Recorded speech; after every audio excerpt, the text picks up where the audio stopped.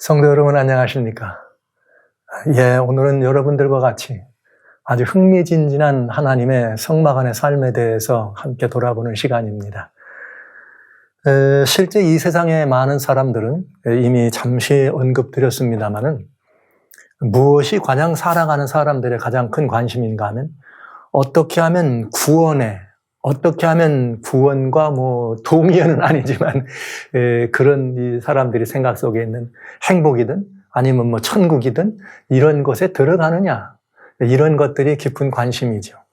그런가 하면은 이미 구원에 들어온 하나님의 사람들은 그런 일에 관심보다는 이미 구원을 얻었다고 하니까 어떤 사람들은 어떻게 하면 좀 변화된 이 성품의 사람, 아니면 또 어떻게 하면 좀 더 믿음이 심화되고 깊어지는 믿음의 사람, 아니면 어떻게 하면 주님의 능력을 더 힘입어 살아가는 그런 신실한 사람, 이런 종류의 이야기들이 가장 깊은 관심이죠. 그러면서 사람들은 어떤 일에 이 신앙 안에 있는 사람들은 깊은 또 다른 관심이 있는가? 왜 이 교회 아니라고 하는 거, 왜 믿음 안에 있는데도 이런 일들이 있고, 왜 우리 주변에 이런 믿음 안에 이런 일들이 많을까? 굉장히 일도 많고 말도 많은 것이 또 신앙생활하는 사람들의 그 주변 언저리 얘기 아닙니까? 그래서 이런 모든 것들을 통칭 합치면은 이 울타리라고 하는 이 세계, 하나님의 울타리 밖에서는 구원이 갈급한 사람들에게 가장 중요한 화두이시라면, 울타리 안에 들어와 있는 사람들의 문제는 어떤 문제인가 하면 어떻게 하면 그 다양한 일들이 거듭남에 있다는 것이에요. 그리스도인 신앙생활에 정말 중요한 이렇게 그 구원의 여정이나 과정이 명확하게 이거다 저거다 표현되어 있지는 않지만 성소의 이야기를 돌아보면은 그건 분명히 그 역사하는 툴이 있다는 걸 알 수 있어요. 주님이 부르시고 그 다음에 부르심에 응답한 사람들을 주님이 그 응답에 나가면 주님이 용서하시고, 그런 다음에 하나님의 은혜를 우리가 경험한 죄사함을 받은 사람들을 위해서 주님은 다시 제3일에 부활하시는 주님과 합동되어 부활하는 경험, 즉 거듭난 경험들을 우리는 하게 되는 것이죠. 그래서 그리스도인으로 살아간다는 것, 성도로 그 유업을 누리며 살아간다는 것은 어디서부터인가? 이 물두멍의 삶을 통과한 이후로부터의 삶이 되겠습니다. 그래서 우리는 이 물두멍에까지를 지금까지 돌아보면서 절묘한 예수님 안에서 이루어지는 일들을 보았다면, 이제는 또 이 물두멍, 즉 주님의 부활에 합동되어 거듭난 성도들은 그 삶을 어떻게 살 것이냐. 그래서 우리는 어디를 바라보는가? 물두멍 앞에 이 성막이 있고, 성막 안에 우리는 회막이라고 하죠. 첫 번째 칸을. 회막이라고 하는 아주 중요한 하나님의 말하자면 보좌로 나가는 아주 중요한 관문이 있는 것을 우리는 보게 되죠. 성경은 그 부분에 대해서 우리들에게 이런 말씀을 하십니다. 레위기 4장 4절 5절에 그 수송아지를 회막문 혹은 염소를 회막문 여호와 앞으로 끌어다가 송아지 머리에 안수하고 죄인이 그것을 잡아요 여호와 앞에 자기가 직접, 그런 다음에 제사장은 기름 부음 받은 제사장은 송아지의 피를 가지고 회막에 들어갑니다. 이게 염소 양의 피를 가지고 회막에 들어가. 그러니까 중요한 것은 회막이라고 하는 말은 meeting place라고 하는 것인데, 여기서 보여진 이 성막의 첫째 칸을 말하는 것이에요. 즉, 그런 성막 안으로 들어가는 거죠. 회막에 들어가서 제사장이 손가락에 피를 찍어 여호와 앞 곧 성소의 장 앞에 7번 뿌려라. 이것이 이제 이 성도들이 혹은 죄인이 하나님께 나가는 과정에 대한 아주 중요한 이야기인 것을 알 수가 있어요. 잡은 제물을 죽이고 죽은 제물에서 피를 가지고 어떡합니까? 성막 안으로 들어가고, 그런 다음에 제사장은 성막 안에 들어가서 성막 안에 있는 휘장에다가 이것을 뿌리는 이 의식을 하게 되는 것이죠. 그러면 여기 우리는 굉장히 중요한 것을 살펴봐야 돼요. 제사장은 거기서 섬기는 사람이니까 제사장의 역사가 아니라 그 피가, 제물의 피가 이렇게 어디까지 가는 거예요? 성막 안으로 들어가는 거죠. 그러니까 이 피의 의미를 이해하는 것은 아주 중요합니다. 아주 중요해요. 그런데 여러분 아시는 것처럼 성경 전반에 걸쳐서 피는 생명을 의미해요. 그의 이 생명은 피에 있느니라. 그래서 피 흘린다고 하는 건 굉장히 중요한 의미가 있죠. 피를 흘린다는 것은 죽음을 말하는 것이기도 하고. 그런데 여기서 또 피라고 하는 것, 성소로 들여가 휘장 앞에 뿌린 피란 도대체 무슨 의미가 있느냐 꼭 살펴볼 필요가 있어요. 이것은 아주 굉장히 중요하고 오묘한 이야기를 우리들에게 들려주게 될 것입니다. 그러나 여러분 어렵지 않습니다. 제가 여러분들과 같이 계시록이나 다니엘이나 예언이나 또 아니면 여러 몇몇 가지 중요한 성경적 원리를 설명드리고 말씀드릴 때는 성경 외에는 다른 것은 여러분들에게 인용하거나 올려드리지 않습니다. 왜냐하면 우리는 성경 하나면 충분하니까요. 성경은 하나도 빠진 것이 없습니다. 성경은 하나도 짝이 없는 것이 없습니다. 그러니까 이 성경들의 장과 장을 절과 절을 대조하면서 살펴보면 아주 중요한 이 공과들, 가르침들을 얻을 수가 있게 되는 것이죠. 그런데 한번 보시죠. 히브리서 9장 2절로 이렇게 이게부터 14절 쭉 보면 여기 12절이에요. 염소와 송아지의 피로 하지 아니하고 자기 피로 영원한 속죄를 이루사 단번에 성소로 들어가셨느니라. 이것은 예수님께서 이제 염소나 소를 이렇게 잡아서 성소에서 봉사드리는 이야기들을 히브리서 9장은 특별히 대속죄일에 관한 이야기입니다. 거기서 대제사장이 어떤 일을 했느냐를 우리에게 보여주시는데 그 가운데 특별히 요거 12절입니다. 다시 말씀드려요. 12절입니다. 염소와 송아지의 피로 하지 아니하고, 그러니까 이제는 주님께서 제사와 예물 드려지는 이 땅에는 그런 것들이 아니라 예수님의 직접 자기 피로 영원한 속죄를 이루사 단번에 성소로 들어가셨느니라 이렇게 돼 있어요. 그런데 염소와 황소의 피와 및 암송아지의 죄로 부정한 자에게 뿌려 그 육체를 정결하며 거룩하게 하거든 하물며 영원하신 성령으로 말미암아 흠없는 자기를 하나님께 드린 그리스도의 피가 어찌 너희 양심으로 죽은 행실에서 깨끗하게 하고 살아계신 하나님을 섬기게 못하겠느냐. 여기 굉장히 포괄적이지만 중요하고 심오한 의미가 있는 말씀을 우리가 보게 되는 거예요. 이건 제사장이 이렇게 양이나 혹은 이 소를 잡아서 그 피를 가지고 성소에 들어가는 모습을 표상으로 주신 모습을 원형이신 예수님이 직접 오셔서 이렇게 하셨다 이 말이에요.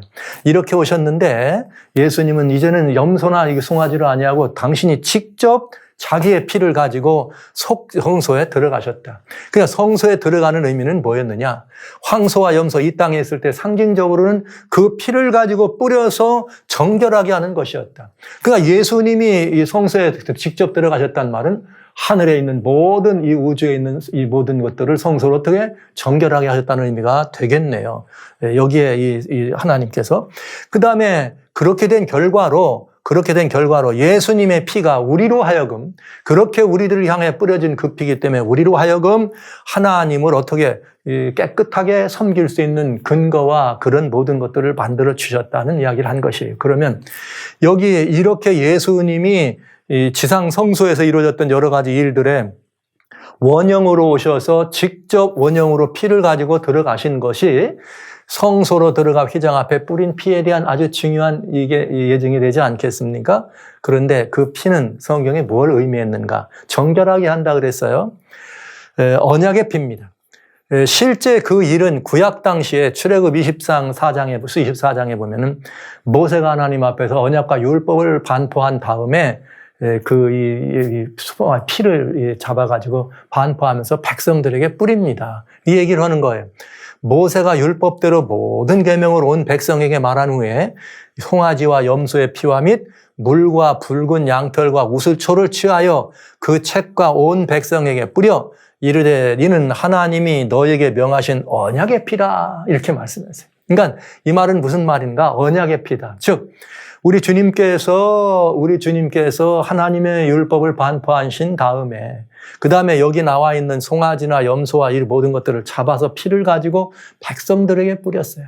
이건 언약의 피를 상징한다는 거죠. 그 말은 하나님의 율법의 정죄 아래 빠져서 죄의 삭신 사망으로 죽을 수밖에 없는 죄인들을 위해서 언약의 피, 이렇게 이 모든 죄의 삭신 사망을 대신 죽을 이 양과 염소나 여기 이 모든 것들의 원형이 있다. 그가 와서 이렇게 성도들에게 뿌려지는 거죠. 그것에 대한 언약이다.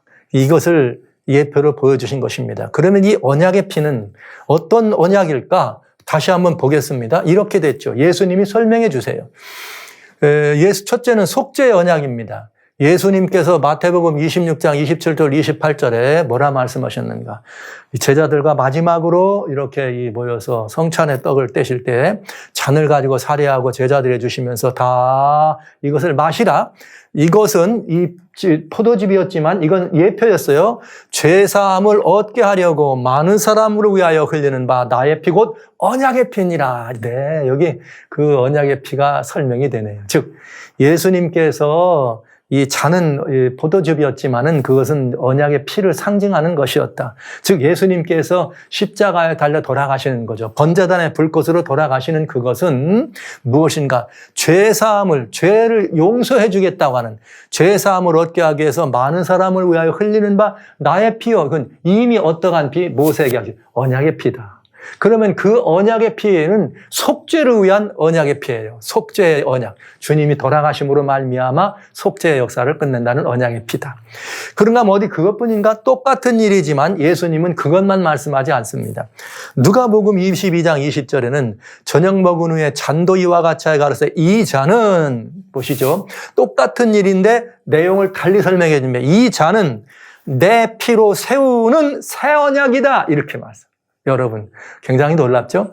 자, 여기 마태복음에 기록한 것은 사람을 위하여 속죄를 위해서 인생의 죄 삭신 사망을 위해서 내가 죽는 것을 의미하는 피 흘림이고 그것만이 아니에요. 누가복음은 누가는 거기다 뭘 또 애드했느냐. 애드가 아니죠. 예수님이 직접 하신 거니까.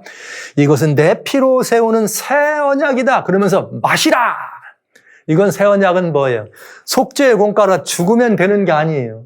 죽는 것만이 아니라 다시 예수님이 부활하심으로 말미암아 우리를 뭐하게 하는 거예요?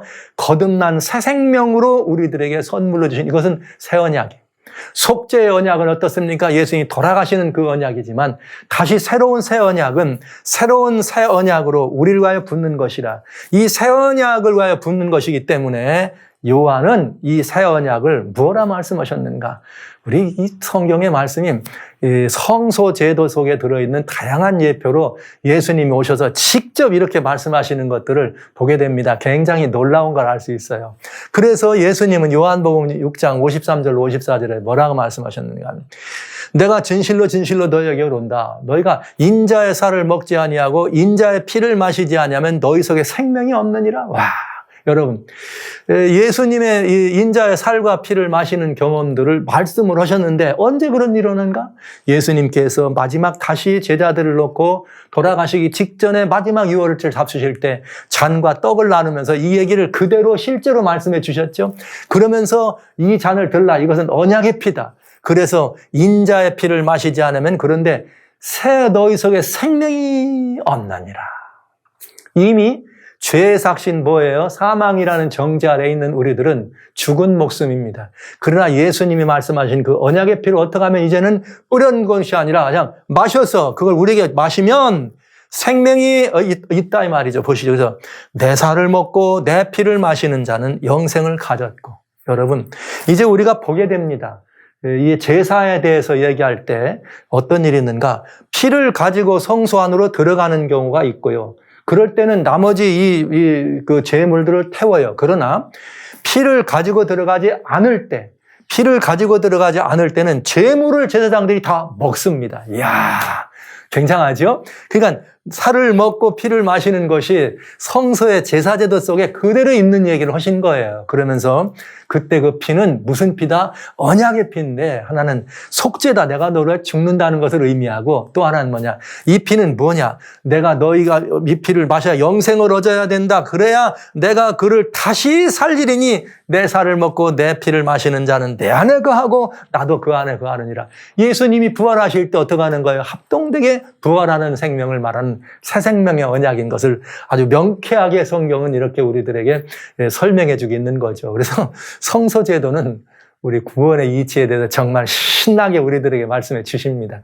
사실 제가 이 성서에 관한 말씀을 여러분과 말씀드리기 위해서 오랫동안 비고도 제자 사역을 하면서 처음에 우리가 기독교 입문처럼 한 걸음씩 다가오는 걸 말씀드렸지만 이제 이 두 번째 챕터에서는 성숙한 정말 자라나는 그리스도인으로서 우리가 제자의 삶을 살아가는데 제일 먼저 여러분들에게 이 성서적 공과인 성서적 공과인 성서를 말씀드린 이유는 바로 여기에 있어요. 여러분이 궁금해하시는 기독교 신앙의 여러 가지 다양한 의미들이 이 성서 안에는 다 들어있어요. 여러분들이 궁금한 게 대한 답이 다 나옵니다. 앞으로 계속 여러분 보시게 될 겁니다. 보시죠. 놀랍지 않습니까, 여기? 언약의 피다. 언약의 피는 속죄의 언약이요, 새 언약이 있다. 새 생명의 언약이다. 결국은 이것은 무엇인가? 이 피를 마심으로 우리는 죽기도 하고 죽은 예수님의 죽으신 그것을 우리 몸에 우리에게 적용함으로 다시 또 부활하신 예수님에게 우리가 함께 이렇게 마지막에 다시 살아나는 이것까지라도 합동되는 모습을 보게 됩니다. 이렇게 해서 물두멍에서 거듭난 사람들은 물두멍에서 부활한 생명으로 거듭난 사람들을 우리는 누구라 그래요? 성도라 그러는 거예요. 아무나 성도가 아니에요. 우리는 그렇게 거듭나서 성령으로 거듭나서 이제는 물과 성령으로 거듭나 예수님의 부활과 합동된 사람들을 우리는 성도라 그런다 이 말이죠. 성도의 의미는 그런 사람들에게 붙여주는 것입니다. 그리스도인이란 바로 거기다 붙여주는 것입니다. 거듭난 생명, 중생한 생명이란 거기다 붙여주는 것입니다. 이렇게 해서 우리는 새로운 생명의 소유자가 되는 것이죠.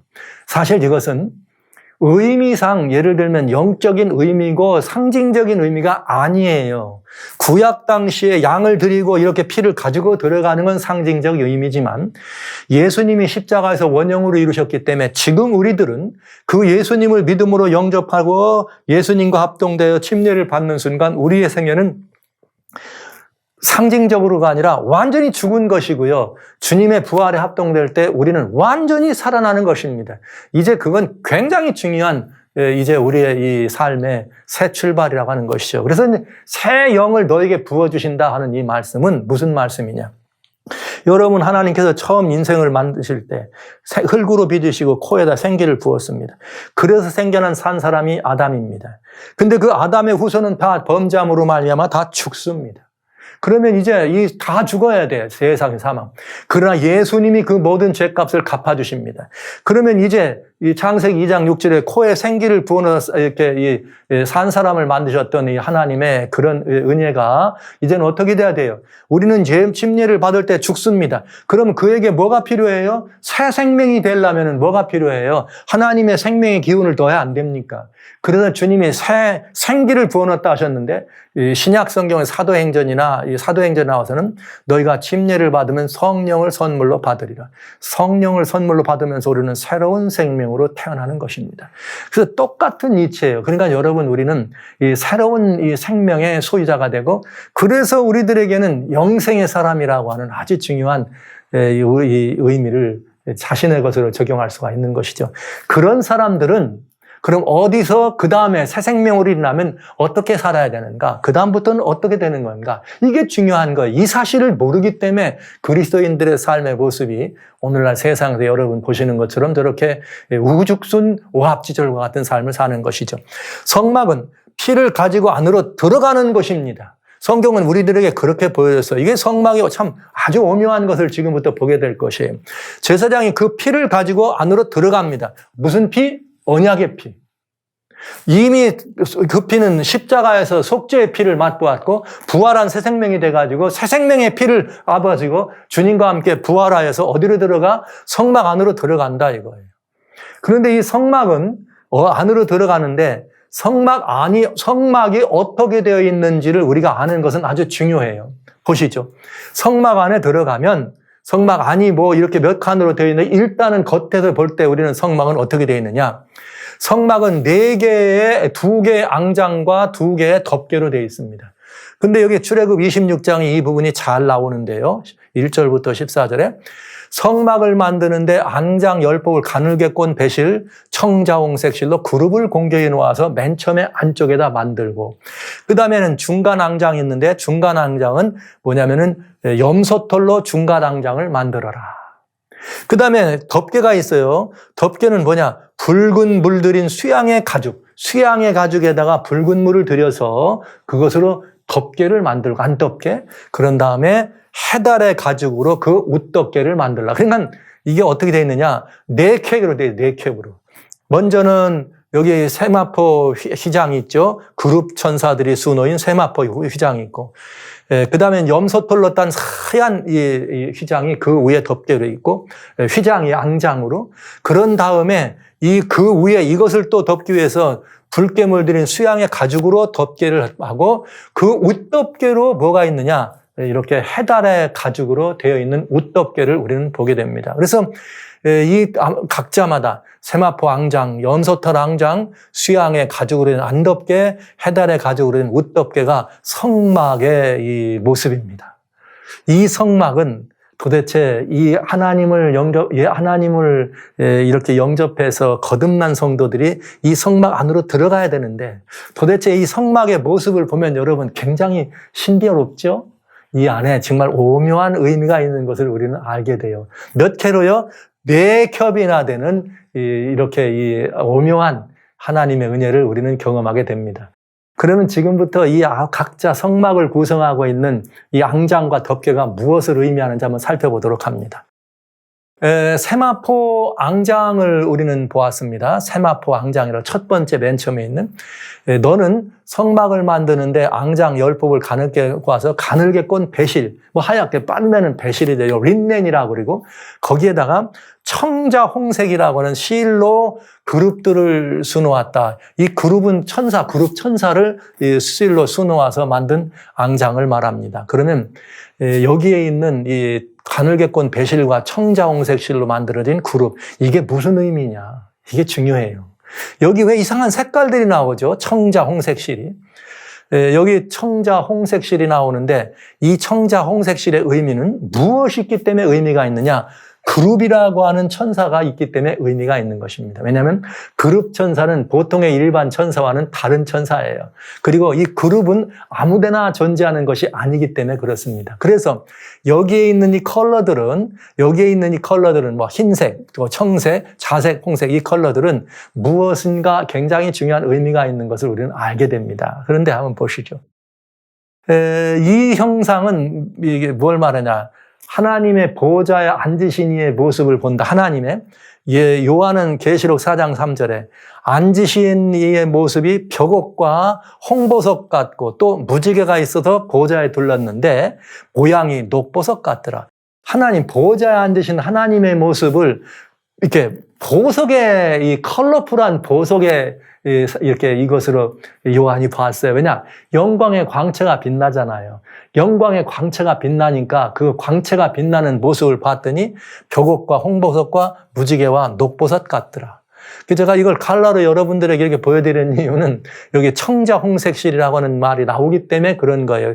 그러니까 결국 여기 나와 있는 여기 이 벽옥이라고 하는 것이 색깔이, 우리 한국에서는 이걸 보고 제비꽃 이런 색깔 이런 의미로 설명을 하는데, 여하튼 이 제스퍼라고 하는 보석. 근데 색깔이 다양한 색깔이 있어요. 이 제스퍼는 색깔이 하나만 있는 게 아니라서 그냥 여러분들에게 이렇게 보여드리고, 홍보석은 여러분 아시는 것처럼 이 홍보석, 무지개가 있고 녹보석 같더라.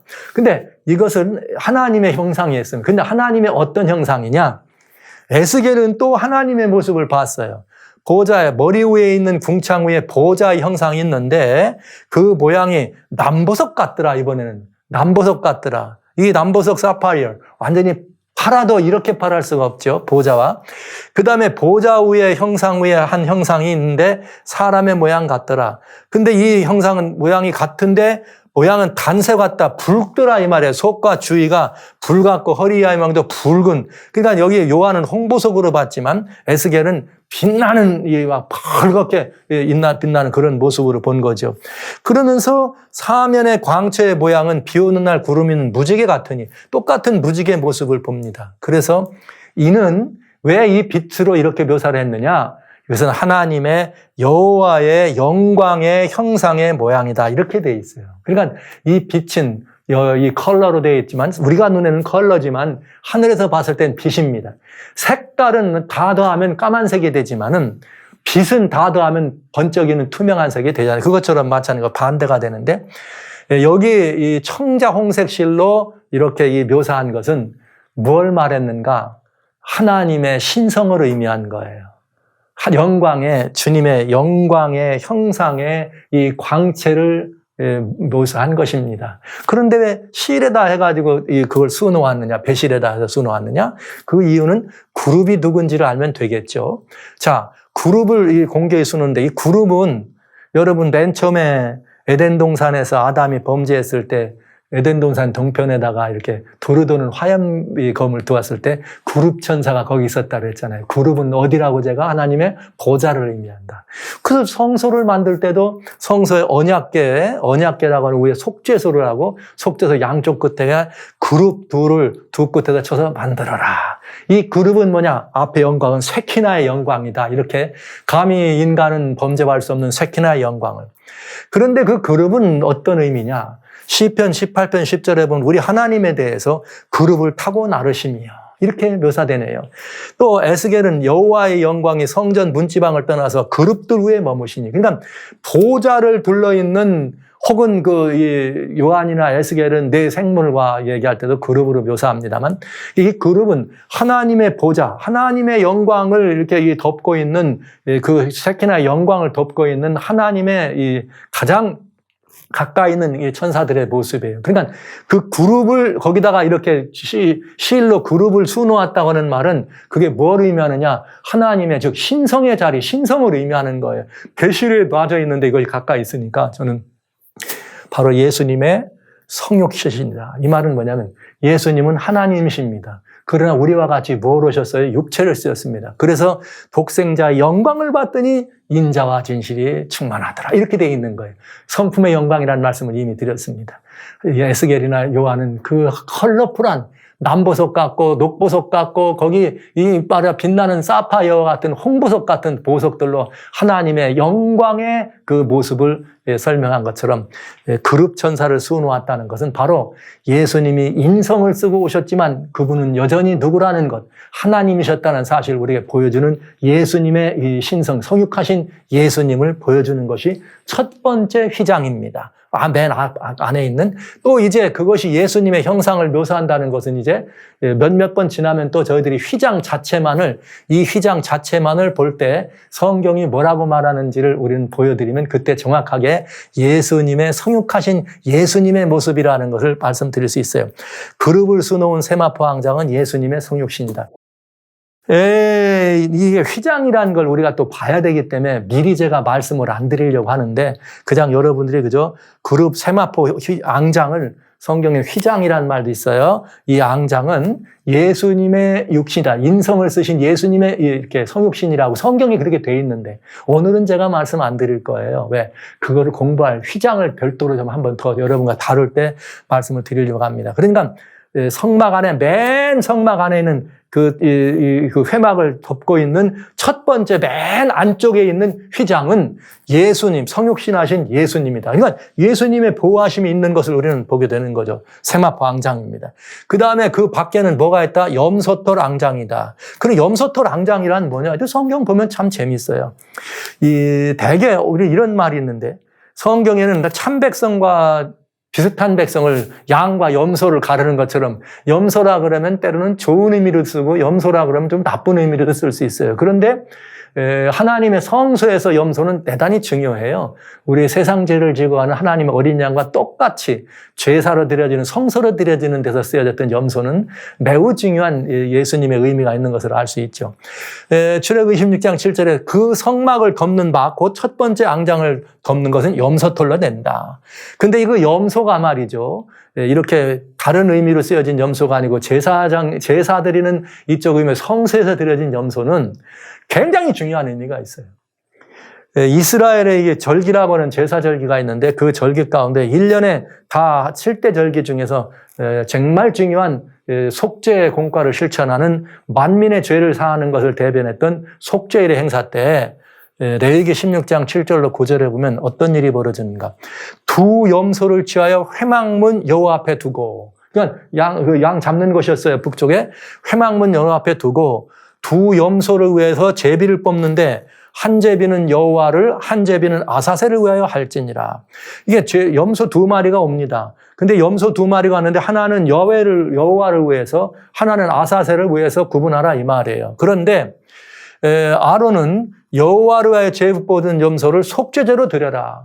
무슨 속죄제냐? 그러니까 하나는 아사셀을 위한 거는 그냥 죽지 않지만은 여호와를 위하여 드렸단 말은 여호와께 드려야 될 제물이에요. 무슨 제물로? 속죄 제물로. 그런데 그 속죄 제물은 어떤 의미의 속죄제냐?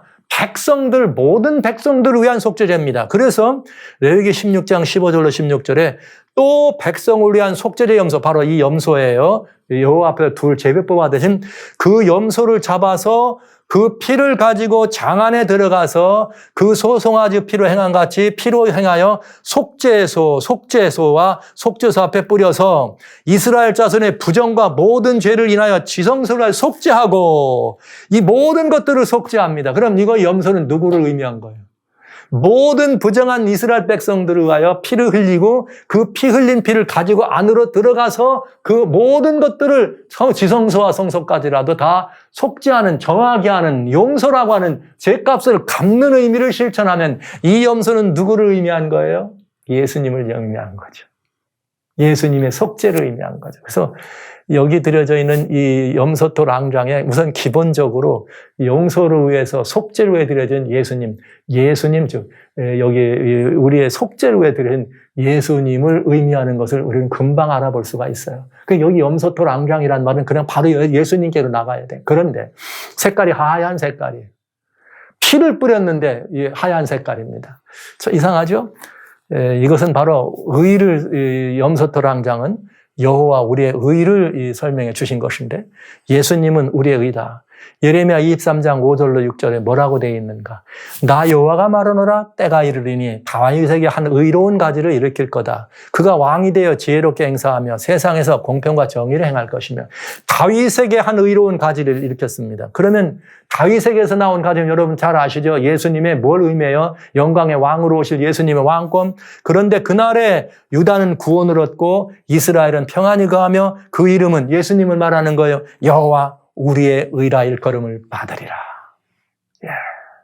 그 예수님은 우리들이 뭐라고 부른다고요? 여호와 우리들의 의라. 왜요?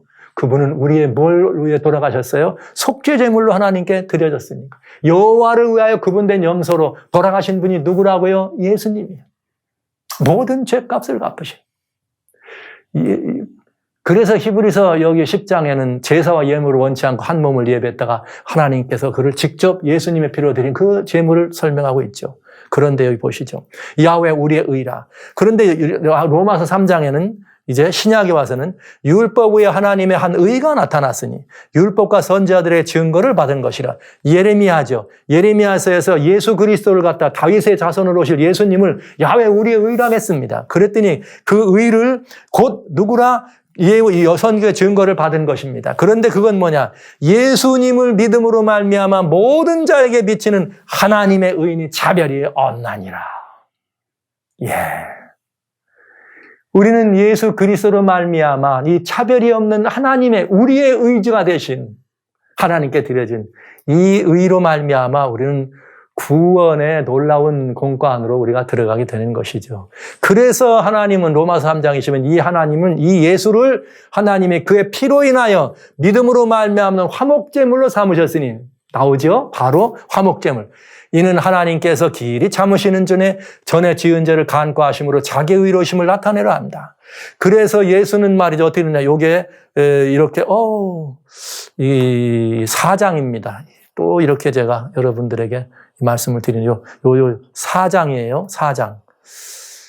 예수는 우리 범죄함을 위하여 내어줌이 되고 또한 우리를 의롭다 하심을 위하여 살아나셨느니라. 이번엔 속죄죠. 범죄함을 위하여 내어줌이 되고 돌아가셔 십자가. 그 다음에는 우리를 의롭다 하여 살아나셨느니라. 우리의 의로 살아나셔. 그게 뭐예요? 부활이죠. 부활. 그래서 주님은 뭐라 했는가? 이사 1장 18절에 보라! 우리가 서로 변론하자. 너희 죄가 주홍 같을지라도 눈 같이게 되고 진홍 같을지라도 양털 붉을지라도 양털처럼 희게 되리라.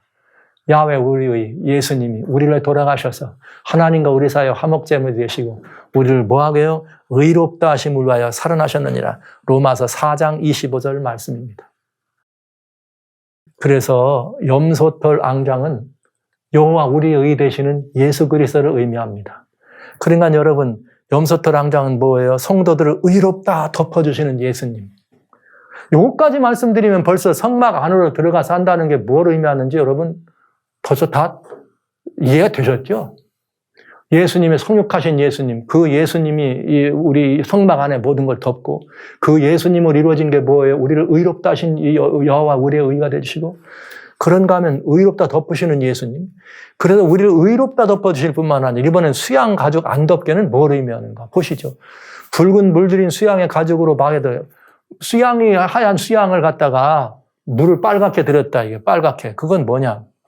이 예수님은 우리를 의롭다 하심으로 부활하신 예수님이 이제 아까 말씀하신 야훼 우리 의롭다면 이번엔 대속의 짐을 지신 예수님. 언제부터냐? 여러분 아시는 것처럼 에덴 동산에서 하나님께서 아담과 하와에게 가죽옷을 지어 입히시고 아담과 하와가 에덴 동산 밖으로 나갑니다. 그런 다음에 성경은 이제 원시 그런 성소가 처음 주어지면서 그때 가죽옷을 입힐 때 이렇게 이 짐승이 죽게 된 다음에 첫 번째로 죽는 일이 성경의 4장 4절에 나와. 아벨이 무슨 일 하는가? 아벨은 자기도 양의 첫 새끼로 양의 첫 새끼와 그 기름으로 드렸더니 여호와께서 아벨과 제물을 간합하더라. 그러니까 이때부터 양은 계속 뭐 한 거예요? 죽임을 당해왔어요. 이 양은 뭘 위해서? 우리의 속죄를 위해서. 우리가 죽어야 될 것을 대신 죽으신다는 의미로 대속의 짐을 지시는 예수님을 상징하는 것이 양입니다. 그래서 요한복음 1장 29절에 요한은 예수님이 자기한테 나올 때에 보라 세상 죄를 지고 간 하나님의 어린 양이로다. 죄를 지고 가는 어린 양. 대속의 제물을 말하는 거예요. 대를. 그러면서 예수님은 직접 오셔서 인자가 온 것은 사람들의 대속물로 자신을 주려 합니다. 그래서 예수님이 십자가에 달려 돌아가십니다. 우리의 모든 것들을 짊어지고 가신 무슨 양이에요? 대속의 짐을 지신 속죄양이에요. 그런데 여러분, 우리 주님이 우리의 대속의 짐을 지었을 때는 여러분 여러 제사 제도 가운데 우리의 속죄를 위한 대속의 짐이 있는가 하면 또 예수님은 다른 것도 있어요. 유월절 양으로도 설명이 돼요. 그래서 붉은 물들인 양은 이제 유월절 양으로 돌아가신 또 예수님. 고린도전서 5장 7절에 너희는 누룩 없는 자인데 새덩어리가 되기 위하여 우리 묵은 누룩을 내어버리라. 우리의 유월절 양 곧 그리스도께서 희생이 되셨느니라. 그냥 붉은 물들인 수양이 가죽을 얘기할 때는 수양은 뭐라는가? 우리들을 위한 속죄양이고 세상 죄를 지고 하는 하나님의 어린 양인 예수님. 그러면서 또 뭐예요? 우리들을 위한 유월절 양. 유월절 양은 또 달라요. 속죄양하고는 같은 양이지만 이 양의 의미가 다릅니다. 속죄양은 양을 잡아서 양의 피를 가지고 성소 안으로 들어가 하나님께 드리는 것이 속죄양이에요. 그런가 하면 유월절 양은 양을 잡아서 하나님께 드리는 게 아니라 양을 잡아서 우리가 먹어야 돼. 즉 예수님의 구속의 공로, 보혈의 공로를 개인적으로 자기한테 적용하는 것이 바로 유월절을 의미해요. 그래서 나중에 또 유월절 공부를 하겠습니다만은 유월절은 이스라엘 백성만 참여하는 절기예요. 예. 그러나 속죄를 의미했던 속죄절기에는 모든 사람이 다 참여할 수 있었습니다. 이게 굉장히 중요한 차이가 있는 것을 알 수가 있죠. 여하튼지 간에 예수님의 수양의 가죽 덮개는 우리를 위해서 하나님께 속죄양으로 우리를 대신하여 세상 죄를 지고 돌아가신 예수님의 희생을 의미했고 또 그러면서 그 희생을 우리가 어떻게 하는 거예요? 늘 우리들에게 적용하는 유월절 양으로도 예수님은 돌아가셨으니까.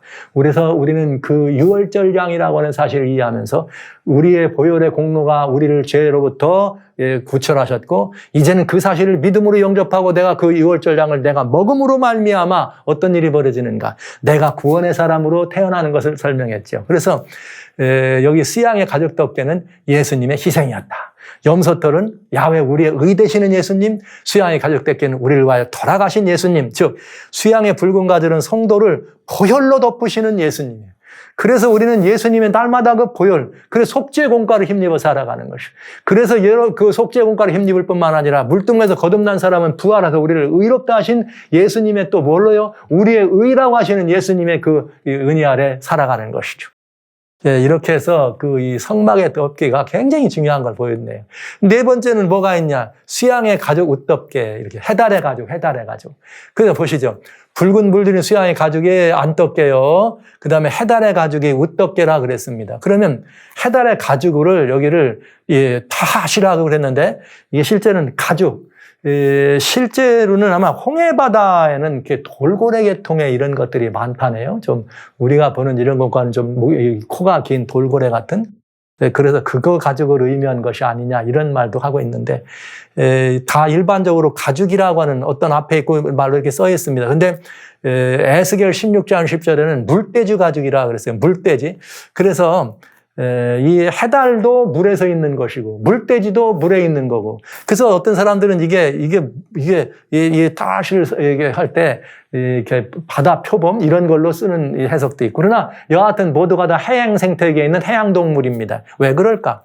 거기는 이스라엘 사람들이 광야나 사막의 뜨거운 환경입니다. 광야나 사막의 뜨거운 환경에서 견디는데 거기서 가장 잘 견디고 이 성막을 보호할 수 있는 그런 재질이었기 때문에 뭐 해달도 좋고 물때도 좋고 뭐든지 가죽으로 가죽 덮개를 했다. 그러니까 이것은 뭐냐? 이 모든 것들을 보호하시는 하나님의 보호를 우리는 의심할 수 있죠. 근데 실제 이 이스라엘 백성들 하나님 보호하신데 보시죠. 재밌어요. 이사야 44장 2절에 내가 물 가운데 지날 때 내가 함께한다. 강을 건널 때 물이 너를 침몰치 못한다. 내가 불 가운데 행할 때 타지도 않고 불꽃이 너를 사르지도 못한다. 이스라엘의 광야의 생활을 할 때 해양 생태계, 물에서도 견디고 또 이 소금물 가득 차 있는 이런 것들이 이부에 있기 때문에 그 광야의 뜨거운 것에도 잘 견딜 수 있는 해달의 가죽으로 성막에 두께를 했다고 하는 절묘한 하나님의 은혜에 이 보호하심이 있는 것을 우리는 이렇게 유치할 수 있지 않겠어요? 그런데 실제 예수님은 아시는 것처럼 지존자의 은밀한 곳에 거하는 자는 전능자의 그늘 아래 거하리로다. 그러면서 전능자의 그늘이란 하나님의 보호하심 속에 있는데 하나님은 나의 피난처요 요새요 나의 의뢰하는 하나님이라. 그래서 그 하나님 안에 머물면 새 사냥꾼의 올무에서와 극한 연병에서 거치고 새 사냥꾼의 올무에서란 말은 사단과 같이 우리를 죄의 화살로 쏘는 거기서 우리를 보호하시고 그 다음에 극한 연병은 우리의 환경적인 그런 여러 가지 상황 속에서 우리를 건질 거다. 하나님께서 너를 깃으로 덮으시리니 내가 그 날개 아래 피하리로다. 그의 진실함은 방패와 손방패가 되시나니. 해달의 가죽 옷덮개는 성도들을 보호하시는 예수님. 염소털은 우리의 의가 되시는 예수님. 수양의 가죽은 우리를 위하여 희생하신 예수님. 보혈로 덮으시는 예수님. 해달의 가죽 덮개는 어떤 상황과 환경도 우리를 지키고 보호하시는 하나님의 그 보호하심을 의미하는 예수님임을 우리가 보게 되네요. 이렇게 해서 우리들은 굉장히 중요한 이런 그 네 재질로 되어 있는 성막의 이 모습을 보았습니다. 이 성막의 모습을 이렇게 본 이것은 굉장히 중요하다. 왜냐? 이 모습들이 봤더니 거듭난 성도들이 물두멍을 통해서 침례를 통해서 예수님의 죽으신 거 합하여 장사 지내고 부활하신 거 합하여 부활한 그래서 거듭난 성도라 우리 흔히 말할 때 이 거듭난 성도들은 다른 데서 살지 않아요. 이 거듭난 성도들은 성막 안으로 들어가야 돼. 그래서 성막 안으로 들어가면 여기가 바로 첫째 칸, 둘째 칸이 있지만 첫 칸을 회막이라 그래. 미팅 플레이스. 거기서 우리 하나님을 대면하는 곳입니다. 하나님과 만나는 이런 이 회막 안에 들어가서 사는 삶. 이 안에 들어가서 사는 삶이 바로 성막입니다. 성막 안의 삶. 그러니까 여러분 우리가 그리스도인이라고 얘기할 때 내 삶에 대해서 궁금하거나 의심나걸랑 이 성막을 생각하세요. 아, 하나님의 이 엄청난 보호하심 속에 있는 삶이로구나. 그 보호함이 몇 겹겹이 보호하는 완벽한 하나님의 보호하심 속에 들어가는 삶이다. 그래서 아버지는 만유보다 크시니 아무도 나를 빼앗기지 않겠다 하는 요한복음 10장에 나오는 10절의 말씀이 우리들에게 적용될 수 있는 것입니다. 그래서 성막은 뭘 우리에게 보여줬는가? 거듭난 성도, 즉 부활한 예수님과 합동되어 부활한 성도님들의 삶의 터를 말하는 것이에요. 그러면 한번 보실까요? 실제 그것이 삶의 터로 우리들에게 적용됐는가? 지금은 성소라고 하는 이 성막의 의미를 그 의미 자체만을 보았습니다. 그러면 실제로 이것이 신약에서 우리들에게 완성돼서 적용되는지 한번 보겠습니다. 자, 보시죠. 갈라디아 3장 26절로 27절에 우리가 다 믿음으로 말미암아 예수님 안에서 하나님의 아들이 되었으니 이제 거듭났다 이 말이에요. 거듭났으니 누구든지 그리스도와 합하여 세례를 받은 자는 그리스도로 뭐 입었다? 옷 입었다 했어요. 와우! 그리스도로 뭐 입었다? 옷 입었다. 여러분, 예수님으로 옷 입은 사람들이 여러분들이. 근데 그 실제로 옷 입는다는 표현을 성막의 첫 번째 휘장이 뭐로 되어 있다고요? 성육하신 예수님이라 그랬잖아요. 그냥 예수님으로 옷 입는 모습이 여기 금방 이렇게 드러납니다. 그럼 그 예수님으로 옷 입는 것만인가? 여기 이사야 61장 10절 거듭난 성도들의 옷이 예수님으로 옷 입는다고 했을 때 이걸 구체적으로 어떻게 설명하면 좋을까? 이사야 61장 10절에 내가 여호와로 인하여 크게 즐거워하며 내 하나님으로 인하여 내 영혼이 즐거워할 거다. 근데 그 이유는 그가 나한테 구원의 옷으로 입히시고 의의 겉옷으로 내게 더하셨다. 여러분, 예수님으로 옷 입었다는 말은 곧 영생으로 옷 입었다는 거예요. 그래서 신성과 그룹으로 수놓은 신성이라는 말을 썼잖아요. 영생으로 옷 입고 그다음에 뭐로? 의의 겉옷, 용서라고 하는 겉옷을 입었더니 그게 뭐하고 나에게 어떤 효과를 가져줘? 영생이라는 효과를 가져다 주는 것이죠. 그리고 얼마나 아름다우냐? 내게 더하심이 신랑이 사모를 쓰며 신부가 자기 보물로 단장함처럼 하셨다. 이렇게 돼 있어요. 이것이 하나님께 나가는 자에게 개인에게 입혀주시는 하나님의 옷으로 상징되어 있는 이 의미를 봤더니 뭐 의미 같아요? 성막의 의미가 여기 그대로 들어있잖아요. 그 성도들의 들어가는 삶을 덮고 있는 느낌. 개개인의 성도들도 하나님은 이런 모습으로 여러분 구원의 옷, 의의 겉옷 입어야 됩니다. 이거를 에스겔 선지자는 아주 또 굉장히 중요한 표현을 합니다. 뭐라 하겠나 보시죠. 내가 에스겔 16장 9절로 10절. 내가 내 곁을 지날 때 보니까 내가 피투성령에 대해 발짓하는 걸 보고 내가 너를 불쌍히 여겼다. 그래서 내가 너를 데려다가 어떻게 하느냐. 잘 보세요. 물로 씻겨. 물두멍이죠. 물로 씻겨. 물두멍 아니에요? 내 피를 없이 하며. 즉 용서하셨다는 거죠. 우리가 십자가에서 주님의 속죄함을 공과를 힘입고 물두멍에서 우리가 새로 거듭나면서 죄사함을 받을 때 기름을 바르고 침례를 받으면 뭘 선물로? 성령을 선물로 줘. 그런 다음에 주님은 수놓은 옷을 입히고, 이 개인의 경험이에요, 우리들에게. 수놓은 옷도 입히고 물돼지 가죽신을 신기들, 아까 말한 해달의 가죽이라고 하는 그거하고 똑같은 말을 여기다 썼어요. 우리들에게 물돼지 가죽신을 신긴다. 그리고 가는 배로 띄우고 명주로 던지고 아름다운 이야기. 왕후의 지위에 나가는 사람의 이야기를 이렇게 합니다. 그러니까 여러분, 성막을 이해하면 그리스도인의 삶이 어떤 삶일까? 개인적으로 이런 삶을 구원으로 옷 입고 의의 옷, 용서로 옷 입은 사람.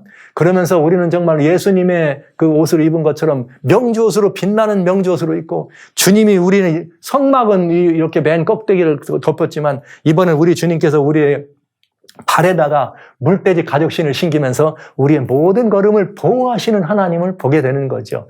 굉장히 완벽한 그러니까 거듭난 성도가 입는 옷을 의미한 것입니다. 성도의 그런 모든 재질들. 그 옷은 뭐냐? 성막의 구조와 같은 옷이었습니다.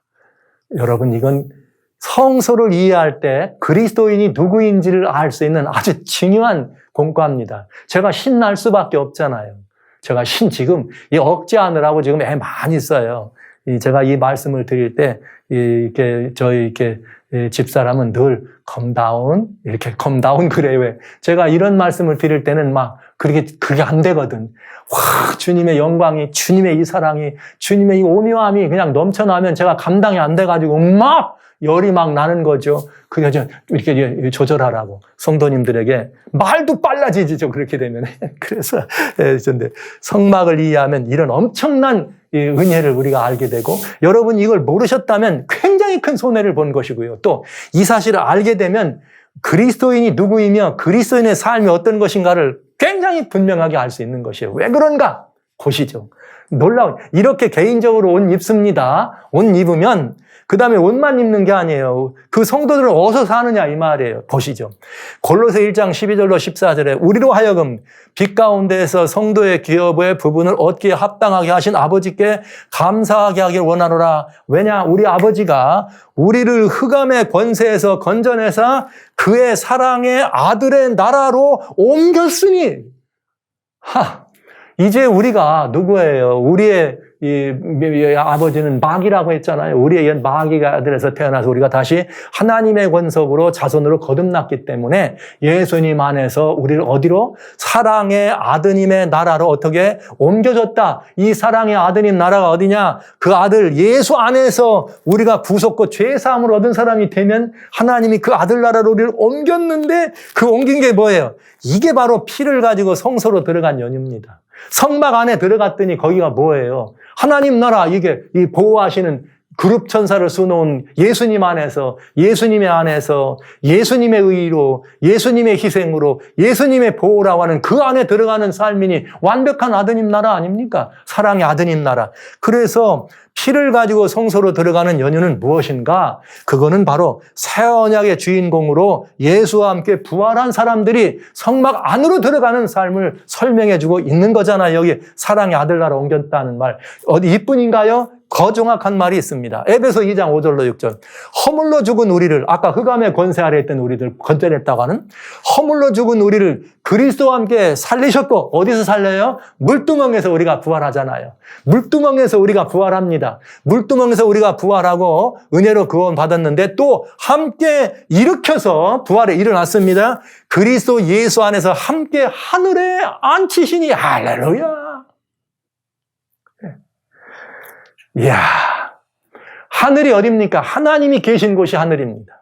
사람들이 이렇게 환경 가지고 뭐 이렇게 위치 따지죠. 물론 그 하늘이죠. 그러나 실제 중요한 건 하나님 함께 하시는 곳이 하늘입니다. 하나님이 주권하시는 곳이 하나님. 그래서 우리가 어떻게 된 거예요? 예수님을 영접하고 거듭난 사람들은 또 예수님 안에서 어디에 앉아있는 사람? 하늘에 앉아있는 사람들이 되는 거예요. 하늘에. 그래서 이게 뭐냐? 피를 가지고 성소로 들어가는 것이 이 부분에 대한 어떻게 우리가 하늘에 있지? 여기 있는데 이걸 이해하게 해주는 거예요. 그게 무슨 의미냐? 피를 가지고 성소로 들어간 것은 거듭난 성도가 예수님과 함께 성막 안으로 들어갑니다. 그러면 그 성막 안이 뭐예요? 알고 봤더니, 아까 봤더니 전부가 다 예수님이 아닙니까? 그래서 성막 안은 바로 아드님 나라, 예수님의 아드님 나라라 이 말이에요. 골로새에 뭐라고 했어요? 아드님 나라로 옮겼다고. 그래서 그건 뭐냐? 곧 예수님 안에서 누릴 하늘의 삶이에요. 천국의 삶이에요. 너무나 놀라운 삶입니다. 오늘 그리스도인들은 이 하늘의 삶을 생각하면 주여 오시옵소서 오셔가지고 뭐 이렇게 우리 와서 우리 데려가가지고 하늘에 가시는 뭐 추위도 심는 것도 걷는 것도 이곳에서 살아가는 그걸 생각하는데 천만의 말씀입니다.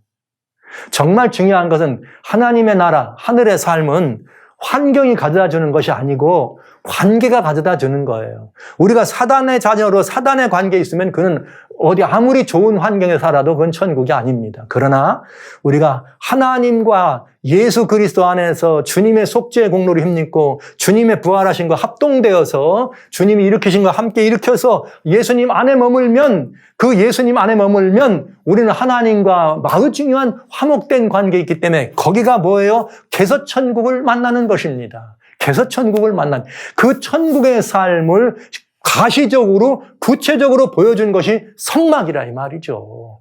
왜? 그러면서 성막을 뭘로 해놨어요? 보니까 그룹 천사가 덮고 있는 예수님으로 의미하는 그 휘장으로 덮어 있고 예수님의 염소털 우떡개로 덮어 놓으시고 수양의 희생 보혈로 덮어주시고 하나님의 보호로 덮은 그 안에 머무르는 것이 천국의 삶 아닙니까 여러분? 하늘나라 하나님과 밀접한 화목제물 된 예수님을 중심으로 하나님과 하나 된 관계된 삶, 이게 바로 천국의 삶이라는 걸 알 수가 있죠.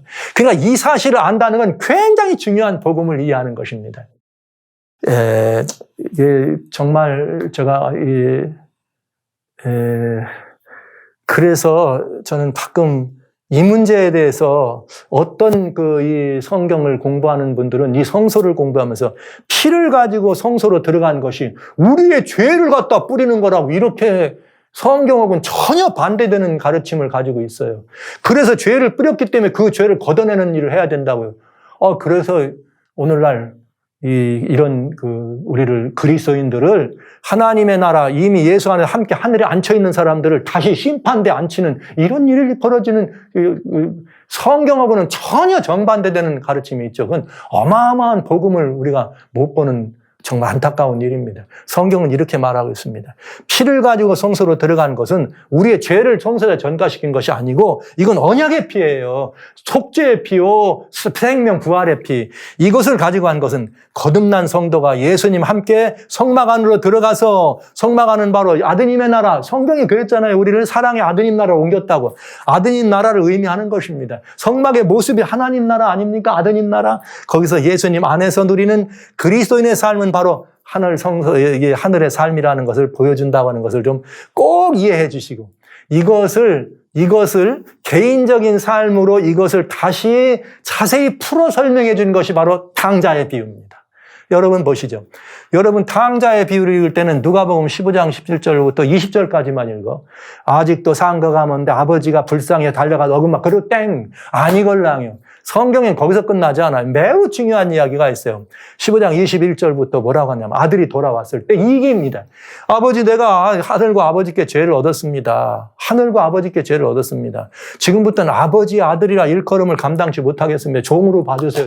이게 무슨 소리야? 노노노노 누가 그런 소리야? 너는 내 아들 내 새끼야. 이렇게 받아주시죠. 이분이 누구예요? 하나님. 그런데 돌아온 아들에게 하나님이 무엇을 주시는가?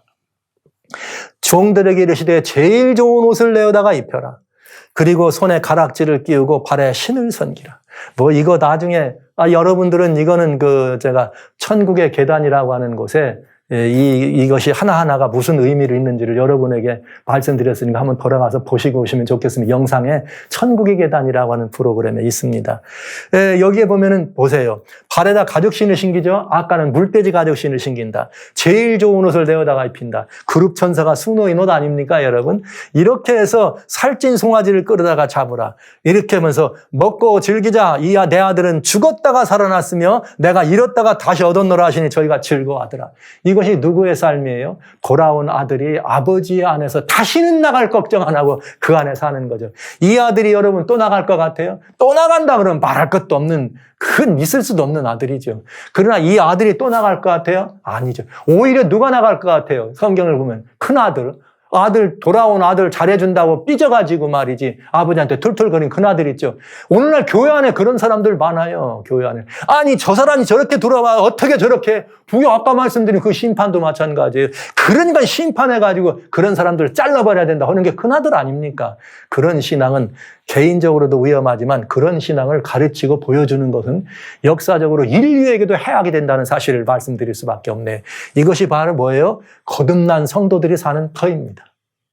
성막 안의 삶이란 거듭난 성도가 사는 이 터라는 사실을 여러분 부디 기억해 주시기 바랍니다.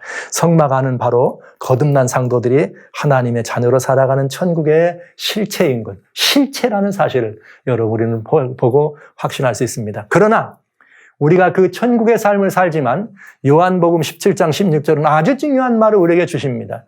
내가 세상에 속하지 아니함 같이 저희도 세상에 속하지 아니하였사옵나이다. 여러분 보시죠. 예수님이 세상에서 이 땅에 살으셨지만 세상에 속하지 않았다. 그는 하늘에 속한 사람이다. 그것처럼 우리도 예수님 안에서 이 세상에 이렇게 먹고 살고 있지만 세상에 속한 사람이 아니다. 어디에 속한 사람이에요? 하늘에 속한 사람이란 얘기죠. 그래서 여러분 따라서 성막으로 예수님을 따라 들어온 거듭난 성도는 세상 가운데 처해 우리의 삶의 터전이 여기니까 살지만 세상에 속한 사람이 아니라는 것이 기억해 주십시오. 세상에 처해서 우리의 환경적으로는 세상에 처했지만 관계로는 하늘에 속한 사람, 하나님께. 그래서 예수님 안에서 하늘에 속한 사람이라는 사실을 기억해 주십시오. 우리는 주님의 부르심을 받습니다. 주님의 번제단 앞에서 십자가의 대속을 우리의 것으로 인정하고 믿어드립니다. 우리의 모든 죄는 다 예수님의 대속으로 말미암아 사라지고 맙니다. 그러나 죽고 말면 안 되죠. 다시 살아야죠. 우리 예수님과 같이 우리는 이 물두멍에서 부활하신 예수님과 같이 침례를 통해서 우리가 합동되게 부활합니다. 그런 다음에 부활한 성도들은, 거듭난 성도들은 이 성막 안으로 들어갑니다. 성막은 뭐냐? 거듭난 성도들의 삶의 터예요. 하늘에 이렇게 살아가는, 이 하늘에서 사는 하늘의 천국의 삶을 묘사하는 그런 터인 것을 알 수가 있는 것이죠. 그 바로 성막은 예수님을 의미하는 각양의 덮개로 있어서 우리의 모두에게 예수님을 옷 입혀주고 의의 겉옷으로 입혀주시고 구원의 옷, 영생의 옷을 입혀주시고 주님께서 우리를 보호하시는 하나님의 보호막으로 완전히 거부하셔서 절대로 우리를 빼앗기지 않는다고 말씀하신 예수님의 은혜를 우리가 누리는 삶을 살 수가 있게 되죠. 그래서 요한복음 10장, 아까 제가 말씀드렸죠? 요한복음 10장 여기 29절에 주님 말씀하시기를 저희를 주신 내 아버지는 만유보다 크시기 때문에 절대로 어떻게 빼앗기지 않겠다고 하신 삶을 이 안에 더 살아가는 것이죠. 그래서 성막은 거듭난 성도들의 삶의 터입니다. 거기서 우리는 하나님의 아들이 돼서 예수님으로 옷 입고 세마포 광장의 맨 겉에 그룹천사 순호인 걷어져 있는 예수님으로 옷 입고 예수님이 성육신 우리와 한결같이 되셨으니까요. 예수님의 의를 주장할 수 있어요. 염소토라 왕장. 예수님의 보혈을 의지하고 나는 용서받은 사람이라고. 그리고 전능하신 분의 그늘 아래 머뭅니다. 해달해가지고. 다 성소 안의 삶이죠. 그래서 언약의 피를 성소로 가지고 들어가는 것입니다. 이 언약의 피를. 예수님과 함께 부활에 참여한 성도들은 오직 예수님 안에서 이 땅에 처하여 살지만 하늘에 속한 사람이 되는 것입니다. 그래서 바울은 우리가 예수와 함께 하늘에 앉혔다는 표현을 쓴 것이고요. 예수님은 우리들에게 너희가 세상에 처해 사니 그러나 세상에 속하지 않은 것처럼 너희도 세상에 속한 사람은 아니다. 어디에 속한 사람? 하늘에 속한 사람. 그럼 하늘에 속했으면 어떤 사람이에요? 하늘 사람이 분명하죠. 살아신 성도 여러분, 예수님을 영접하고 침례를 통하여 혹은 세례를 통하여 거듭나신 거 분명하지요? 여러분이 하나님과의 관계 안에서 온전히 주님의 아드님, 따님 되신 거 맞지요? 그러면 우리는 어디로 들어가야 되는가? 성막 안으로 들어가야 됩니다. 이 성막 안의 삶이 얼마나 멋들어진 삶인가? 이 성막 안에 들어가면 이제 우리들은 이 성막 안에 있는 이 삶을 살아가는 걸 지금부터 또 봐야 되겠죠? 그러나 이 성막은 하나님 나라를 예표하는 그 안에 머무러가 있는 천국의 삶을 우리에게 보여준다는 것을 여러분 보시면서 성막 안으로 여러분들을 초청합니다. 제가 여기에 다시스로 가는 배라고 하는 이 조사 심판을 조사하는 이 재림교회가 얘기했던 그 심판론이었습니다. 아까 성소로 피를 가지고 들어가는 것이 죄를 전가시킨다고 하는 이 해석으로 말미암아 조사 심판이라는 가르침이 나왔습니다. 성경적인 가르침하고는 전혀 보신 것처럼 완전히 180도 반대됩니다. 어마어마한 구원의 간격과 이치를 우리가 잃어버린 거죠. 성경은 우리들에게 피를 가지고 들어간 것이 예수님의 부활에 합동해서 천국의 삶으로 들어가라고 하는 주님의 초청이라는 사실을 너무나 분명히 알 수 있는데 성경하고는 좀 맞지 않죠. 그래서 이런 자세한 내용들을 다시스로 가는 배라고 하는 여기에 그 성소로 피를 가지고 들어가는 내용을 자세히 말씀드렸습니다. 그래서 여러분들이 궁금하시면 다시스로 가는 배를 무료입니다. 여러분들이 청구하시면은 여러분들에게 바로 보내드리도록 합니다. 이건 하나님의 은혜로 이렇게 주신 것이고 발간한 것이기 때문에 전적으로 무료로 드립니다. 송료까지 다 무료로 해드리니까 여러분 안심하시고요. 한국에 계신 분들은 010-7925-1981 이 전화를 하지 마시고 텍스트 문자로 일러주세요. 거기다가 문자 주시고 주소하고 성함을 주시고 또 필요한 부수를 주시면 저희가 꼭 보내드리도록 합니다. 벌써 이게 한정된 판이기 때문에 빨리 하실수록 안전하고요. 여러분들에게 한정판. 미국에서는 요 949-573-3243을 해주시면 되고요. 이메일 axmission@gmail.com도 괜찮습니다. 이름과 전화번호 주소를 문자로 보내주시면 저희가 바로 의송해드리겠습니다. 많은 분들이 새로운 깨달음을 많이 깨달으시고 함께 기뻐하는 내용이 있습니다. 그래서 여러분 이것은 한 목사 박용우라고 하는 목사의 주장이 아니고 여러분 지금 공부하신 성서가 그 중에 일부가 들어있습니다만 이런 이 성경이 뭐라고 말하고 있는지만을 솔직하게 여러분들에게 고백한 그런 책이 되겠습니다. 그래서 함께 보시면 은혜로운 시간을 가질 수 있을 거다 이런 생각을 하면서 자 이제부터 저희는 성소 안에서 성막 안에 그런 아름다운 성막 안에서 살아가는 성소 안에 성막 안의 삶이 어떤 삶일까? 하늘에 속한 사람으로서 하늘에 속한 사람은 누구인가 하는 문제를 지금부터 자세히 다뤄보는 시간을 또 갖도록 그렇게 하겠습니다.